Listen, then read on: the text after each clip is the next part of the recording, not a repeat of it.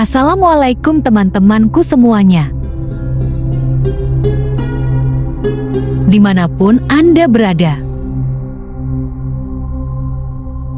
Bagaimana kabar kalian semuanya? Semoga baik-baik saja dan diberikan kesehatan semuanya.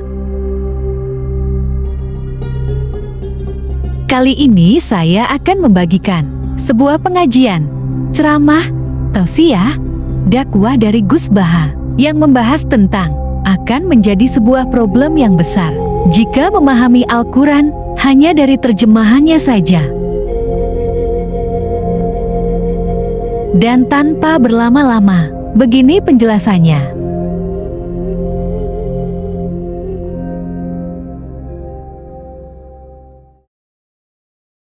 Ada sekian problem dalam memahami Quran, terutama kalau lewat terjemah. Problem itu bisa gawat betul, bukan gawat-gawatan tapi gawat betul. Misalnya ada ayat begini dan terjemahnya pasti begini. Fa'ainama tuwallu fasamma wajhullah. Kamu menghadap mana saja, di arah manapun, di sana ada ridhonya. Itu kalau hanya pakai terjemah, tentu menjadikan kita sholat bisa menghadap ke timur, ke barat, ke utara, dan ke apa? Selatan. Saya cerita sedikit tentang asbabun nuzul. Memang tema sekarang tentang asbabun nuzul. Dulu Rasulullah SAW ketika di Mekah itu sholat menghadap Ka'bah. Tapi setelah pindah di Madinah, di mana Madinah itu ada komunitas Yahudi dan Nasrani, Rasulullah itu menghadap ke Baitul Maqdis. Kira-kira 16 bulan, 16 sampai 17 bulan. Semua riwayat itu kisarannya hanya 16 sampai berapa?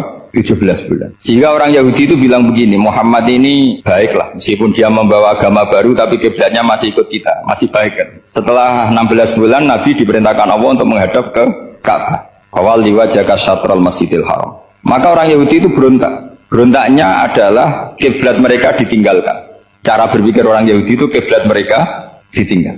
Sehingga mereka bilang mawallahum an qiblatihim allati kanu 'alaiha. Apa yang menjadikan umat Islam berpaling dari kiblat Baitul Maqdis. Kemudian mereka provokatif betul. Ini perlu diperjelas. Provokatif. Bilang begini, Inna Muhammadan tahayyara fi din. Muhammad ini bingung dalam beragama sehingga habis ngomong A ngomong B, habis kiblat Ka'bah, kiblat Baitul Maqdis. Sehingga dalam banyak tarikh disebutkan peristiwa kiblat itu terbanyak melahirkan orang murtad, orang yang keluar dari Islam gara-gara provokasi orang Yahudi. Muhammad tahayyara fi din. Muhammad itu bingung dalam menentukan pilihan apa? Beragama. Kemudian walhasil singkat cerita akhirnya Nabi itu madhep Ka'bah. Apa yang terjadi mukjizat itu adalah bahwa agama ini agama yang mewakili semua agama sebelumnya yang masih orisinil. Yaitu Nabi akhirnya berargumentasi Ka'bah adalah kiblat yang asli, yang lebih tua. Terus mereka tanya, buktinya apa? Dijawab oleh Quran, fihi ayatum bayyinatum maqamu apa? Ibrahim. Ka'bah bukti tertua adalah di situ ada makam Ibrahim. Makam itu jejak kaki. Ya kalau bahasa Indonesia makam itu kuburan. Kalau dalam bahasa Arab makam itu jejak apa? Jejak kaki. Sehingga diketahui oleh sejarah dibuktikan di situ ada jejak kaki siapa? Nabi Ibrahim. Sementara nisbatnya Baitul Maqdis itu adalah kepada Nabi Musa dan Nabi Harun. Yang ini adalah turunan dari Nabi siapa? Ibrahim. Hikmahnya apa? Begini, sebagai bukti bahwa Baitul Maqdis pernah menjadi poros Islam atau poros Tauhid, maka Nabi Muhammad pernah disuruh menghadap ke Baitul Maqdis. Buat inget-ingetan kalau ini pernah menjadi poros apa? Tauhid. Tapi tetap tua-tuaan masih tua apa? Nah, kenapa tua Ka'bah tadi? Karena Ibrahim adalah Abul Anbiya, bapak dari para. Dan di situ ada jejak kakinya. Fihi ayatum bayyinatum maqam. Bukti itu belum cukup. Dibuktikan lagi bahwa Ismail kecil itu hidupnya di Ka'bah. Kita tahu sa'i baina Safa wal Marwah adalah karena Siti Hajar sedang mencari apa? Jadi ada bukti sekian, bukti empirik bahwa Ibrahim itu kiblatnya itu Ka'bah, bukan Baitul. Sehingga ada kata-kata fihi ayatum bayyinatum maqamu Ibrahim. Nah, tanpa ngerti asbabun nuzul, kamu akan mengartikan fa'inama tuwallu fasamma wajhullah itu salah. Karena di situ kamu menghadap mana saja, maka di situ ada ridhonya Allah. Maka para ulama memberi catatan, maksudnya begini, kamu menghadap kemana saja, asal itu yang diperintahkan Allah, maka di situ ada ridhonya Allah. Harus seperti itu maknanya, disesuaikan dengan konteks asbabun nuzul. Tanpa seperti itu tidak bisa. Dan masih banyak lagi kepentingan tentang asbabun nuzul. Jadi problem sekarang adalah banyak mufassir yang hanya mengartikan dari terjemah. Itu bahaya sekali. Jika ada orang yang menikah secara mut'ah, Itu kan mirip kayak transaksi zina. Mereka berdalil famastam taktum bihi minhunna fa'atuhunna ujurahun. Perempuan yang sudah kamu nikmati, yang penting kamu bayar. Terjemahnya seperti itu. Karena ujur itu jamaknya ujroh. Itu fatal sekali. Padahal ayat itu begini, settingannya begini, setting siakul kalamnya atau asbab nuzulnya begini. Ini sekaligus, memang saya sengaja ngaji dengan tema yang berat, bentuk penghormatan pada yang ngaji. Kalau temanya ringan kan kayak TPQ. Begini asbab nuzulnya begini. Wal muhsanatu minan nisa yang awal juz 5 itu, ya kita santai aja, yang awal juz 5 itu sebetulnya maktuf, diatafkan pada ayat hurrimat alikum ummahatukum wa banatukum wa akhwatukum wa ammatukum wa kholatukum wa banatul akhi wa banatul ukhti. Jadi perempuan yang haram dinikah itu ada 7. Yang faktor nasab, yaitu siapa? Ibu, putri, saudara putri, bulik dari bapak, amah itu bulik dari bapak, kholah itu bulik dari ibu, keponakan dari saudara lelaki, keponakan dari saudara perempuan. Ini disebut haram karena nasab gen. Kalau orang Jawa bilang hanya 4 karena ngitungnya bulik baik dari bapak maupun ibu. Kalau orang Jawa bilang kan bulik terus keponakan dihitung 1. Padahal ada keponakan dari saudara lelaki, ada keponakan dari saudara apa? Perempuan. Wa banatul akhi wa banatul ukhti. Terus kedua haram karena rodok. Kita tahu dalam hukum Islam rodok adalah sama dengan nasab. Jadi ibu yang pernah menyusui kamu berarti jadi ibu kamu. Dan saudara sepenyusuan berarti menjadi saudara kamu. Ini disebut wa ummahatukumul lati arda'nakum wa akhwatukum minar rodok. Terus ketiga haram karena musoharoh, karena besanan. Jadi pagi ini misalnya saya nikah dengan Sri, bilang qabil tu nikah wa taswijaha bil marhum makur. Setelah nikah dengan Sri ini otomatis ibunya dia menjadi mertua. Otomatis haram saya apa? Nikah. Ini namanya haram karena musoharoh. Atau kamu punya anak Zaid. Zaid pagi ini akad dengan Sri. Berarti Sri adalah menantu Anda. Otomatis haram bagi Anda. Itu namanya haram karena musoharoh, karena bisanan. Itu yang disebut waroba apa haram-haram itu kan saat terus itu wa ummahatu nisaikum. Apa ibu dari istri-istri kamu. Memang ini agak jelimet, tapi memang syaratnya mufassir harus biasa jelimet. Jangan hanya nyari partai ayat-ayat untuk kepentingan partai. Wah itu ngeri. Kacau Quran dipakai kampanye. Terus itu berarti sudah 3 kan? Haram karena nasab, karena rodok, haram karena musoharoh. Terus yang keempat ini haram yang bukan karena sebab pada seorang perempuan, tapi karena istri orang. Disebut wal muhsanatu minan nisa. Haram menikahi perempuan yang masih milik orang lain. Nah, orang lain yang menikahi ini istilahnya Allah adalah lelaki yang menikahi perempuan ini adalah lelaki sing muhsinina ghairu musafihin, secara nikah yang sah. Nah, nikah yang sah itu begini dalam hukum fikih Islam. Saya nikah dengan Sri, kalau hanya akad itu saya wajib bayar mahar hanya separuh. Jadi kalau saya janji bayar 1 miliar berarti wajib bayar berapa? 500 juta. Kalau janjinya 100 juta hanya bayar 50 juta. Itu yang wajib bil akdi. Nanti wajib sepenuhnya nunggu bil jima. Kalau sudah hubungan intim baru wajib 100%. Jadi kalau ada di Jawa nikah dengan seperangkat alat sholat itu yang atasannya tok itu wajib karena akad. Nanti bawahnya nunggu setelah hubungan apa? Intim. Ini hukum Quran bukan hukum saya. Makanya kan wa in talaqtumuhunna min qabli an tamassuhunna saat terus fanis suma faradtum, hanya wajib bayar setengah. Nah perempuan yang sudah diajak hubungan intim itu kata Allah fa'atuhunna ujurahun, maka wajib kamu bayar Jadi ayat itu tentang perempuan yang sudah dinikah, kita harus bayar berapa? Harus bayar penuh. Ini penting saya utarakan. Nah, problem kita sebagai orang Indonesia ini juga problem Pak On, problem semua kiai. Mahar di Indonesia itu nggak bisa dibahas di Quran karena keterlaluan, kecilnya itu keterlaluan. Saya ini kan kiai, sering ngakatkan tuh sampai bosan, seperangkat alat sholat itu ngawur sekali. Ini mbak harus nggak mau gitu. Saya provokasi minimal itu ya berapa? 100 juta berapa? Pantasnya berapa? Pantasnya berapa? 10 gram itu berapa nilainya? Kan 1 gram 500.000 baru 5. Ya sudah mendingan itu 10 gram. Quran itu bayangannya gini sambil latihan, yang hafal-hafal biar latihan. Jangan dapat beasiswa karena hafal tapi nggak jelas juntrungannya. Quran itu bayangannya gini, ini nggak mungkin Quran ini bisa dibaca di Jawa. Wa in aradtum istibdala zaujin makana zauji wa ataitum ihdahunna qintaran fala ta'khudhu minhu syai'a. Jika kamu nikah sama seorang perempuan, kemudian kamu cerai, maka mahar yang sudah kamu berikan jangan ambil lagi. Karena mahar di Arab itu mahal, 100 juta, kadang mobil Alphard, kadang GMC. Sehingga setelah menceraikan tuh kebayang menarik. Kok enak, dulu saya memberikan itu kan dapat servisnya, sekarang sudah saya cerai, saya tarik.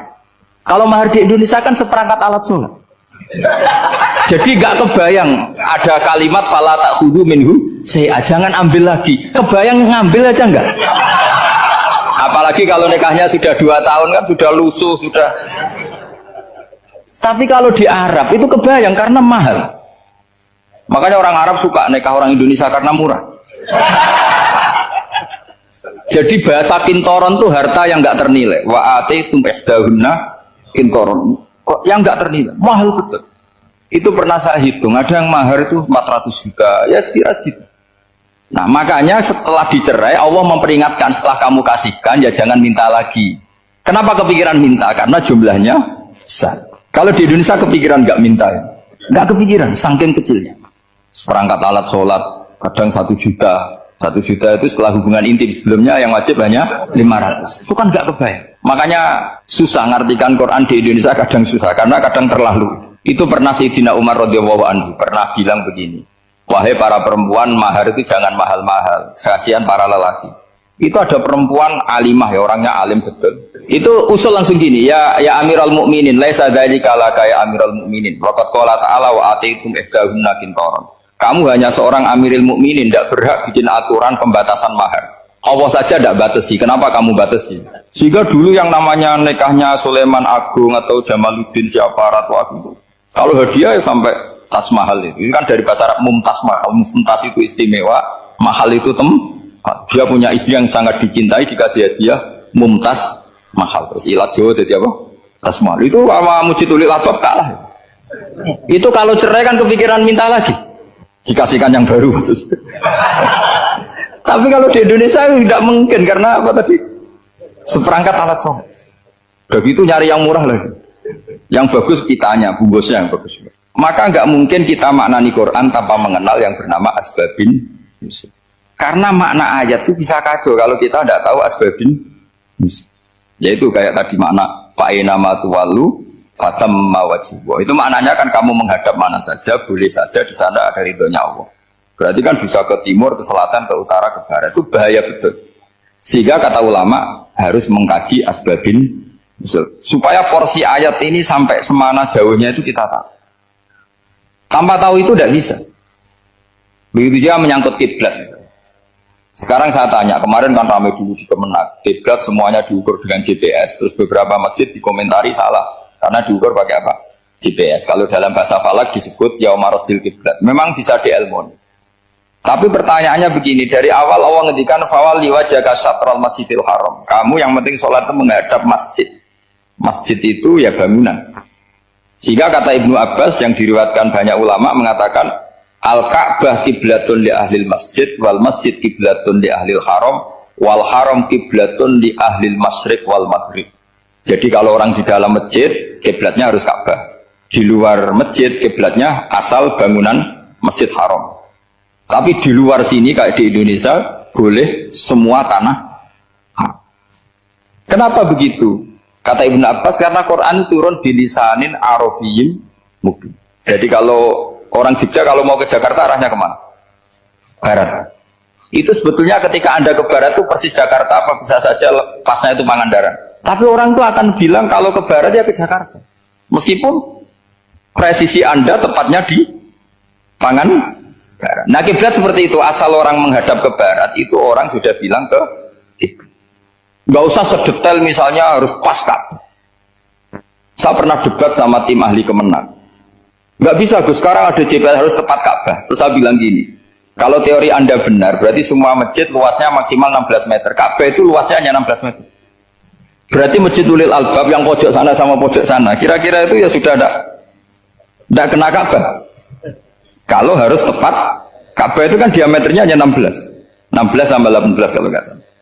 Berarti semua masjid kalau ingin tepat Ka'bah harus pas 16. Kalau terlalu luas pilihannya harus cekung. Kan jadi aneh. Makanya saya tuh sering Pak, dulu saya ini biasa debat fikih. Kalau di tradisi pesantren namanya Fasul Masail. Saya punya teman yang paling kurang ajar, yang paling saya kenang dalam panjang sejarah. Dulu itu kalau debat fikih itu ya seru. Kalau aturan fikih kan gini, soft paling baik itu kan soft pertama, baru kedua, baru ketiga. Yang paling keren kan soft awal, soft. Terus teman saya bilang gini Pak, ya kalau gitu gini aja Gus, desain masjid itu memanjang utara selatan, biar semuanya soft awal. Gara-gara didesain begini kan ada soft 2, soft 3. Apa susahnya kita bikin mulai awal supaya masjid itu memanjang utara apa? Selatan, supaya semuanya soft awal. Ya kalau ada hukum ya diimplementasikan dalam desain bangunan katanya. Jadi itu kan kacau. Terus akhirnya saya jawab, lalu setelah begitu yang paling afdol siapa? Yang dekat imam. Ya sudah, bikin cekung saja kalau gitu.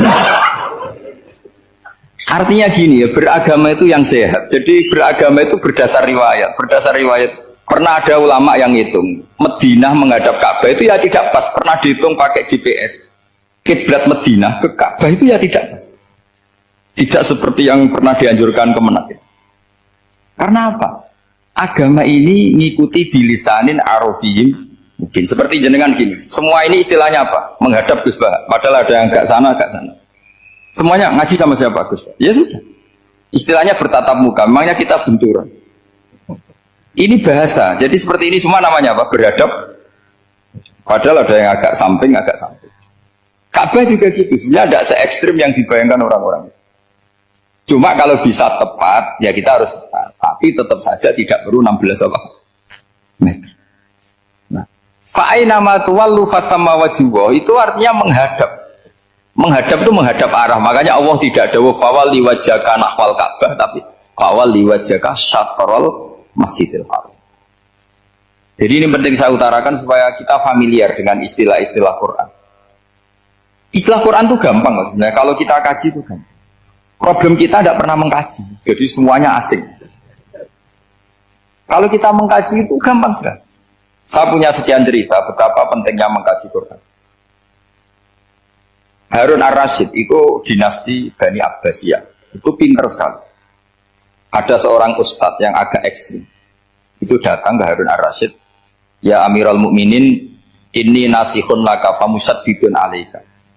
Fala tajidanna alaiya fi nafsika syai'an. Saya mau nasihati kamu, tapi saya mohon jangan masukkan hati. Karena nasihat ini penting. Tapi saya akan keras, vulgar. Akan keras, kritik saya akan keras. Karena Anda sebagai Amirul Mukminin tidak pedes. Apa kata Amirul Mukminin Harun Ar-Rasyid? Uskut ya Ustadz. Sebagai riwayat uskut ya jahil. Kamu itu Ustadz bodoh, tidak usah banyak omong. Terus ditanya, kenapa saya bodoh? Terus dibacakan ayat faqula lahu qawlan layyinan la'allahu yatadzakkaru aw yakhsha. Inna Allaha ta'ala qad arsala man huwa khairun minka ila man huwa syarrun minni. Wa ma'a dzalika qala ta'ala faqula lahu qawlan layyinan. Allah pernah menugaskan seorang yang lebih baik ketimbang kamu, yaitu Musa dan Harun. Musa dan Harun adalah seorang nabi. Kepada orang yang lebih buruk ketimbang saya, yaitu Fir'aun. Itu saja etikanya faqula lahu qawlan layyinan. Kamu kalau ngomong yang halus, yang baik, yang berperadaban, kok kamu sama saya mau kasar? Akhirnya ustadznya ternyata pinter kamu, ya pinter aku. Jadi semudah itu. Allah itu menugaskan orang yang lebih baik ketimbang kamu, yaitu Nabi Musa, kepada orang yang lebih buruk ketimbang saya, yaitu Fir'aun. Itu saja ada etikanya. Kok kamu sama saya mau tambah etika? Mau main kasar hanya karena kamu merasa nasihat Anda benar? Jadi gampang sekali memahami Quran.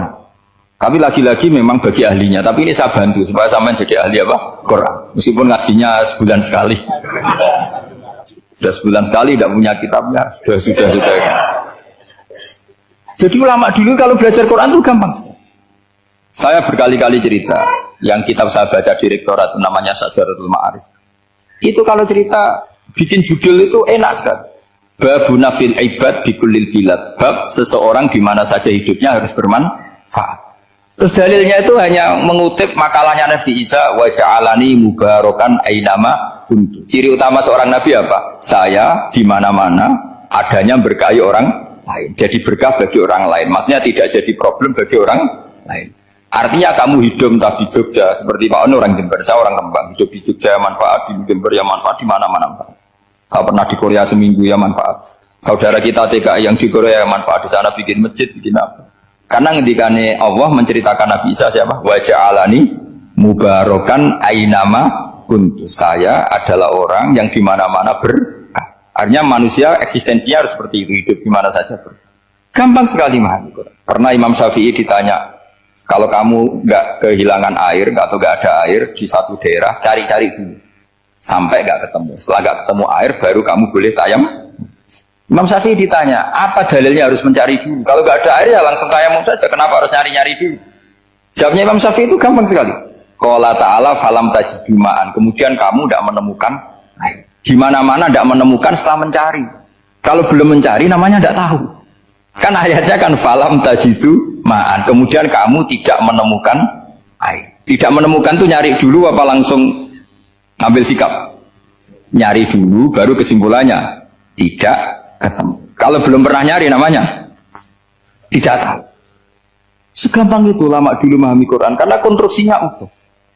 Yaitu mereka tahu betul bahwa Quran itu bilisanin Arabiyim. Ketika Futuhat Syam dulu itu dikuasai tentara Romawi. Era Sayyidina Umar Futuhat. Yerusalem dikuasai tentara Islam. Itu awal Sayyidina siapa? Umar radhiyallahu anhu. Ketika Futuhat mau ada pesta besar-besaran. Tapi Umar menolak. Ketika menolak, kenapa Anda menolak? Beliau hanya baca ayat Innallaha ta'ala ayyara qauman faqala adhabtum thayyibatikum fi hayatikumud dunya. Allah itu mengkritik satu komunitas kaum yang zaman di dunia menghabiskan semua kenikmatan. Maka kita tidak perlu syukuran besar-besaran. Jangan-jangan jatah kita di akhirat kita habiskan di dunia. Itu adhabtum thayyibatikum fi hayatikumud. Semudah itu. Semudah itu ulama. Rasulullah pernah dahar, pernah makan. Makan karena 3 hari gak makan. Cara Indonesia gak makan nasi, gak makan daging. Sudah lama sekali. 3 hari Nabi hanya makan kurma dan air putih. Pernah Nabi gak makan roti sampai 3 hari. Kalau Indonesia mungkin nggak makan nasi. Di hari ketiga ada sahabat yang berbaik hati, Nabi disembelihkan kambing, dipotongkan kambing, Nabi disuruh dahar. Itu baru dahar setengah piring, Nabi berhenti. Ketika ditanya, setengah piring itu kan sudah kuat untuk sholat, untuk apa sudah kuat. Ditanya, ya Rasulullah kenapa berhenti? Bukankah engkau tidak makan ini 3 hari? Nabi menjawab, walatus alunna yauma idzin anin naim. Semua nikmat yang saya rasakan nanti ada pertanggungjawabannya. Makanya saya tidak ingin banyak-banyak. Wah itu kalau diterapkan di sini nggak populer. Makanya saya tahu gayanya ngaji Quran itu nggak siap dengan konsep-konsep Quran ini. Jadi segampang itu orang dulu. Nah karena apa ya itu tadi mereka tahu asbabun nuzul. Quran itu diturunkan dalam konteks apa, lafaz ini arahnya kayak apa, mutlak muqayyadnya kayak apa, muhkam mutasabihnya kayak apa, nasah mansuhnya kayak apa. Nah sedikit saya cerita ini mungkin contoh terakhir supaya agak lama-lama, nanti bingung kalau lama. Yang bingung ya saya. Bingung cara memahamkan. Jadi kalau guru itu kan bingung cara memahamkan. Kalau murid bingung cara memahami. Gak tahu tingkat kebingungannya sama. Kalau guru itu bingung cara memahamkan. Kalau murid bingung cara. Jadi ini pertemuan 2 kelompok bingung. Yang satu bingung cara memahamkan. Yang satu bingung cara. Kalau orang ekstremis bingung cara merusak suasana. Itu gak benar itu. Ada loh. Rasulullah itu nabi. Itu paling pusing yang ngadepi orang-orang yang ekstrem. Karena apa? Cara berpikir itu lompatannya itu enggak tertib. Jadi nabi itu cara berpikir itu kecerdasan nubuah. Sementara orang ekstrem cara berpikir itu kecerdasan nafsu, bukan kecerdasan manusia. Kalau manusia masih baik nafsu. Misalnya begini, kalau dalam tradisi nubuah itu, saya dengan Pak Anu berteman lama, mulai tahun 2000 berapa. Itu kalau Pak Anu bertamu ke saya, harusnya tidak usah tak kasih makan. Karena sudah dekat. Tapi kalau kenalan baru itu dikasih makan, disangoni. Jadi Nabi itu perilakunya agak unik. Akhirnya ada orang yang cara berpikir itu dangkal. Ya Rasulullah ini tidak fair. Yang iman lama tidak diservis, yang iman baru diservis. Cara berpikir Nabi begini, seorang Ansor itu kan sering memberi Nabi. Perjuangannya Nabi ditopang orang apa? Ansor. Donatur lah, kira-kira orang Ansor itu donatur. Donatur itu keren. Karena donatur itu artinya al-yadul ulya khairum minal yadis. Sehingga ketika Nabi sudah menguasai negara, menguasai Mekah, Medina, sudah futuhan, itu orang Ansor tetap gak diservis. Yang diservis Nabi itu orang-orang baru masuk Islam, disebut wal mu'allafati qulubuhum atau Islam mu'allaf. Ada 1-2 orang yang protes, tentu yang gak pinter. Bukan protes pasti tidak pinter. Wong iskal-iskalnya sendiri, otaknya gak sampai-sampainya sendiri, orang lain disuruh jawab. Makanya di sini tidak ada tanya jawab, nanti iskal-iskal kamu sendiri, bingung-bingung kamu sendiri, saya disuruh jawab. Berarti Gus Pak gak mau ditanya, ya memang gak mau, karena nanti jawab sendiri aja, nanti pinter sendiri, kapan-kapan pinter sendiri. Akhirnya tanya begini, cara tanya gini, ya Rasulullah, ini gak fair. Orang sudah Islam lama setelah negara terbuka milik Anda, setelah kita menang, setelah kita menguasai negara, tidak kamu servis. Sementara yang baru Islam kamu, Nabi itu bertanya senyum-senyum, rileks saja. Lama-lama tambah ekstrim pertanyaan. Kata Umar, ya Rasulullah saya beri izin untuk membunuh orang ini. Umar itu pikirannya karena mangkel lo Nabi. Nabi jangan. Kalau kamu bunuh nanti apa kata orang banyak? Inna Muhammad dan yaqtul ashabah. Dikira Muhammad membunuh sahabatnya sendiri. Nabi masih mendengar. Komplainnya masih dengar. Lama-lama Nabi memberi penjelasan. Kamu ini orang Ansor. Kamu biasa memberi saya, memberi dana perjuangan. Memberi itu hebat. Saya tidak ingin menurunkan grade Anda, grade sebagai pemberi, berarti kelasnya elit, sekarang menjadi penerima. Itu tidak bagus. Itu betapa Rasul ini namanya kecerdasan nubuah. Kalau orang biasa memberi, biar memberi saja. Supaya dia tetap heroik, tetap patriotik, tetap keren, karena mentalnya pemberi. Jangan sampai dari mental memberi, kemudian mentalnya peminta. Jadi kalau Pak On jadi tim suksesnya Pak Jokowi, dia tidak minta-minta. Kalau dulu kampanye, ya kampanye saja. Biar memberi terus gak pernah minta, meskipun akhirnya ya gelong. Tapi Nabi dulu didik gitu. Jadi orang Ansor itu gak pernah diservis. Padahal jasanya kayak gitu. Supaya kelasnya tetap kelas elit, yaitu pemberi, penanggung jawab. Nabi gak ingin orang Ansor turun grade menjadi penerima. Orang-orang yang cerdas nubuah menerima konsep Nabi seperti itu. Tanya sama Pak On, saya dan Niko terjemahan UI itu puluhan tahun sama Pak Zul. Itu beliau ke kontrakan saya ke rumah beliau. Tidak pernah berharap apa. Saya sangat tertutup. Bukan apa-apa ya, kalau ingin memberi saja. Kontribusi saya pada Al-Quran. Saya tidak kepikiran mendapat. Supaya heroik. Tapi orang-orang yang cerdas amatir tadi, ini gak fair. Wong yang memberi lama kok dapat servis sedih. Nah, sekarang itu problem zaman akhir sudah mulai seperti itu. Nah, orang ini namanya Dzul Khuwaisirah. Ini yang nanti punya anak turun Khawarij. Khawarij itu orang yang ibadahnya hebat, tapi cara berpikir tentang buah salah. Orang lagi Khawarij itu orang ibadahnya hebat, tapi cara berpikir nubuah salah. Nubuah itu unik. Nubuah itu cara berpikir tadi. Apa ya? Melihat sesuatu yang benar biar benar terus itu. Yaitu tadi, mental memberi itu ya biar memberi terus, tidak usah di-share. Maka ketika Abu Bakar jadi Khalifatul Rasulillah, itu ada sistem kepegawaian. Itu gajinya Umar yang sudah Islam lama, gajinya Abu Bakar yang sudah Islam lama. Itu sama Abu Sufyan sama, padahal Islamnya Abu Sufyan baru setelah Fathu Mekah, kira-kira baru setahun. Terus diprotes sama orang-orang, ini Islam lama kok gajinya sama Islam yang baru setahun kok sama. Kata Abu Bakar, fadhailuhum indallah, mereka punya kelebihan Islam lama itu indallah, nanti balasannya biar surga. Kalau di dunia sesuai profesinya.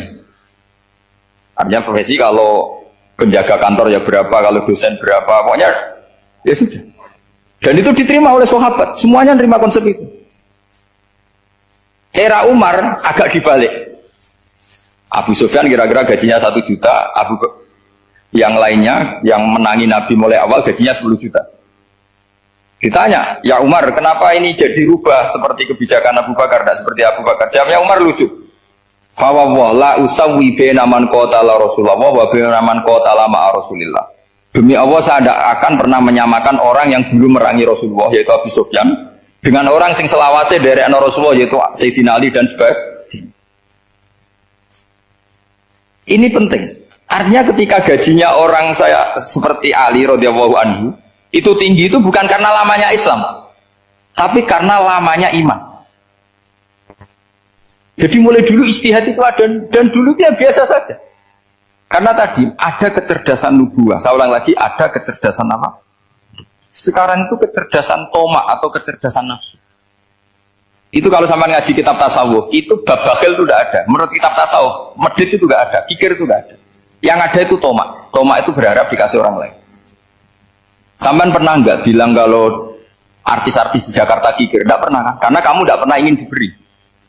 Tapi kalau kamu punya pacar karena kenal tidak pernah ditraktir, oh, pacar saya kikir. Karena kamu ingin diberi. Pernah nggak kamu hukumnya orang lain kikir yang nggak kenal? Padahal tidak pernah memberi kamu. Apa kak? Karena kamu tidak pernah ini. Coba sekarang kamu saya tanya, ini latihan cerdas. Definisi kikir itu apa tuh Pak? Nggak pernah memberi kamu kan? Artis-artis Jakarta, tokoh-tokoh nasional pernah nggak memberi kamu? Enggak kan? Tapi tidak pernah kamu vonis kikir karena kamu tidak pernah tomak. Tapi pacar kamu, kok amin ditraktir terus, atau istri kamu, atau mertua kamu, kok udah ngasih warisan, kamu bilang kikir gak? Sebabnya kikir betul apa karena kamu tomak, berharap? Tomak. Maka di kitab tasawuf itu gak ada bab kikir, yang ada bab tomak. Karena asal usul menvonis orang kikir itu karena tamak. Maka jangan banyak kenal orang, nanti banyak hukum kamu kan? Sombong juga gitu, di tasawuf itu gak ada bab sombong. Karena orang hukum orang lain sombong itu karena kamu ingin dihormati. Ada orang gak kenal, terus lewat saja gak tanya kamu bilang sombong enggak kan? Tapi kalau kenal, oh sombong betul, kenal gak tanya kan gitu. Jadi tasawuf itu sisi unik dari khazanah Islam. Makanya di tasawuf itu gak ada kritik terhadap kikir. Ya tentu kikir itu buruk, pasti ya kikir itu buruk. Tapi gak perlu dikritik, jangan-jangan yang salah kamu. Terus ingin kenal Pak Jokowi ingin jadi menterinya, nanti kenal rektor ingin jadi pegawainya. Ketika gak diturutin bilang Pak Rektor kikir. Tapi orang lain ya kak pernah berharap, mungkin gak menvonis Pak Rektor atau Pak On ini kikir, enggak kan? Berarti vonis kikir itu status orang itu apa gak kesampaian niat kamu? Memang agak jelimet ilmu tasawuf itu, tapi itu unik, itu bagian dari khazanah apa? Islam. Makanya Rasulullah itu sering istiadah minta perlindungan wa min toma'in fi ghairi matma'in. Ya Allah, saya tidak ingin berkeinginan yang tidak layak. Coba kamu protes negara itu karena apa? Ingin makmur, sejahtera tanpa kerja, sehingga nyalakan menteri keuangan, menteri ini. Makanya kalau guyonannya ulama tasawuf gini, tak beri bocoran. Guyonannya orang tasawuf, begini guyonannya. Anta lam tajid min nafsika kullama turid, fa kaifa turidu min ghairika kullama turid. Kamu yang punya keinginan saja tidak bisa memenuhi apa yang kamu inginkan. Kenapa keinginan itu kamu timpakan ke orang lain untuk memenuhi kamu? Wong kamu yang punya keinginan saja tidak bisa mewujudkan. Kenapa keinginan Anda kamu timpakan, bebankan orang lain untuk memenuhi keinginan Anda? Misalnya kamu, Gus saya ini goblok, tolong pinterkan. Wong kamu yang ini saja tidak bisa, kok menyuruh saya? Jadi kalau tiap tasawuf itu unik. Seperti kamu mencintai istri tulen, itu ingin kan dicintai istri tulen. Kamu sendiri kan nggak bisa cinta tulen, masih pelengahan sana sini.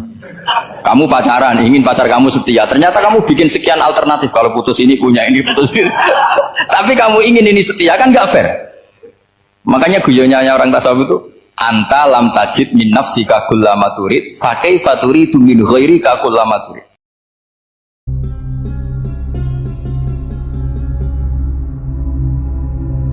Baik teman-temanku semuanya, mungkin itu penjelasan dari Gus Baha.